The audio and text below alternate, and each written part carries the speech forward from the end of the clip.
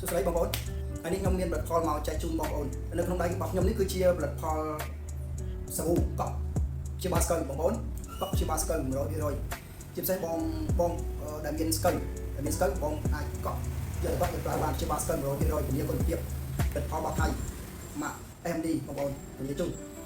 ហើយមួយទៀតបងប្អូនគឺជាសាប៊ូកក់បដុកសក់កក់មួយ0.1បងប្អូនកក់បដុកសក់សម្រាប់បងដែលសក់ទំពេកដោយសារប្រើផលិតផលពេកដោយសារជំងឺអញ្ចឹងបងអាចយកទៅប្រើកក់បានធានាគុណភាព 100% កក់ដុកសក់ក្រាស់សម្រាប់បងដែលចង់ត្រូវការម៉ូទ័រឈូសពមាត់ផលិតផលរបស់ជប៉ុន Mark V បងអានេះឈូសស្រួលស្រួលបាទឈូសស្រួលស្រួលធានាគុណភាពជូនផលិតផលរបស់ជប៉ុន Mark V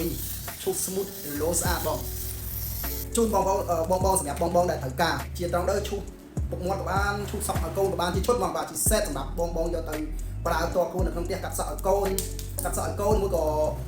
ឈូសពុកមាត់បាទធានាគុណភាព smooth ល្អបាទកម្លាំងខ្លាំងនេះគុណភាពល្អនៅក្នុងឈុតរបស់គាត់ហ្នឹងនៅក្នុងឈុតរបស់គាត់គឺមានកត្រៃកាត់មួយកត្រៃសាប់មួយហើយមានក្រាស់ឡា